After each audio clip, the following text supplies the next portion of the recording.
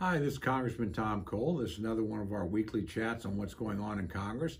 As you can see, I'm actually broadcasting from my district office. I'm still in the district. This is the last week of the August, early September break period that's traditional in Congress, and we'll be headed back to Washington this weekend.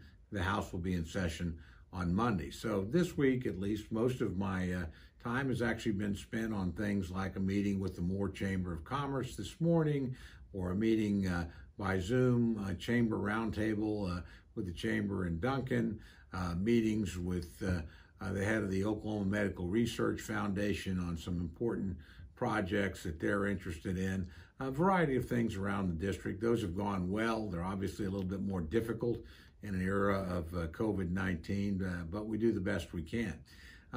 Just because the House has not been in full session doesn't mean there's not a lot of things underway in Washington, D.C. When Congress returns, it has two important tasks in front of it. One, and probably the most important single one, is just simply to make sure that the government is funded.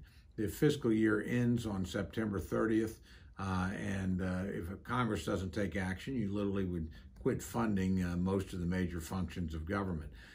Fortunately, there's actually been productive discussion between the administration, between congressional leaders. It looks like we'll get what's called a clean continuing resolution. That is, the basic functions of government will continue to be funded at about the same levels they are now, with some very minor and agreed upon changes to just adjust for changing circumstances. So it doesn't look like we have a government shutdown in the future, and that's a good thing. The second question will be, do we get a COVID-19 supplemental relief bill? This would be the fifth bill. Remember, we passed 4 in the spring, very bipartisan, almost no opposition, provided a lot of relief and a lot of help to people. But we thought we might get a fifth one in late July, early August. That didn't happen. Since then, the two sides have been deadlocked, although I would actually argue they've inched a little bit closer together. So we'll just have to wait and see when we get back. Sadly, the Democratic position, Speaker Pelosi's position, is that we're not going to do anything until we agree on everything. The Republican position is, let's pass the things that we agree on right now. What are those things? Those things would be over $100 billion of additional support for reopening schools. That'd be pretty helpful in Oklahoma right now. Those things include $150 billion additional for state, local, and tribal governments. That would be helpful to governments that, frankly, are having revenue shortfalls, like our own here in Oklahoma. Both sides agree that there needs to be another round of personal checks, one-time checks, to Americans that make less than $75,000 a year, $1,200 per adult, $500 per child, $3,400 for a family of 4. That would be a good thing, and that would apply, frankly, to seniors and retired people as well. Finally, everybody agrees we need another round of help for small businesses. The Paycheck Protection Program probably been the most popular aspect of the coronavirus relief program. I've met with dozens of small businesses around my state, and they all tell me that would be helpful. They need more flexibility, and particularly in the restaurant, hospitality, leisure industry, where you have big crowds. Those are struggling businesses. We need to try and help them keep afloat, need to try and help them keep their workers employed. So I don't know why we don't agree to pass those things and continue to talk about the rest. Every unemployed worker, there's a disagreement. Democrats think we should provide $600 per person, which we did in the initial package. Republicans initially said, well, $200 on top of that, but the president was willing to go to $400. Why can't we pass something like that? We can continue to discuss the remainder, but that'd be $400 more a week for every person unemployed through no fault of their own. Be extraordinarily helpful. So I'm not going to give up hope. I'm going to continue to fight for those things.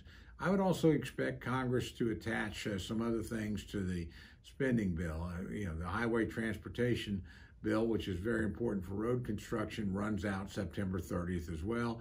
I would not be surprised to see a year extension to that. The House has passed a version. The Senate's not yet passed one. The easiest thing to do is just make sure that we don't stop road construction in the United States. So there'll be a number of those kind of things.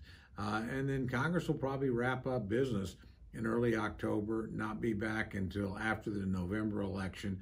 And then what happens legislatively will probably depend on, frankly, what happened politically in the election, because that will shape whether or not Congress decides to do anything in November and December or wait until February or March of the next year. So again, it's going to be a very eventful September. We'll be working hard to make sure that the government stays open. Pretty important to Tinker Air Force Base, to Fort Sill, to the National Weather Center, to our veterans facilities, and to our Native American hospitals, and certainly that our basic programs remain funded. And finally, we'll be hoping to find that middle ground that both sides can agree on an additional coronavirus relief bill. I think if we can get to that point, it'll be very helpful to the economy. So in the meantime, just God bless your families. Please try and stay safe. Please follow the instructions of your local health figures. Coronavirus is kicked back up in Oklahoma, so be diligent about wearing your mask. Try to avoid crowds where you can, and please wash your hands regularly. And know that we're not very far away from a vaccine. We're going to have one sooner rather than later. There's a big debate, of course. It's going to be before the election or after the election. I don't pretend to know which it'll be, but I know it's coming, and coming soon, and coming faster, quite honestly, than anyone predicted and than we've ever achieved before. That's good news, and that's something that Americans, regardless of party, can celebrate and look forward to. Once we get that vaccine, it doesn't mean that that COVID-19 is in the rearview mirror, but it does mean that we're on the right path, and we'll be able to work our way through this, get people back to work, and get life back to where we all want it to be. So again, good luck. God bless.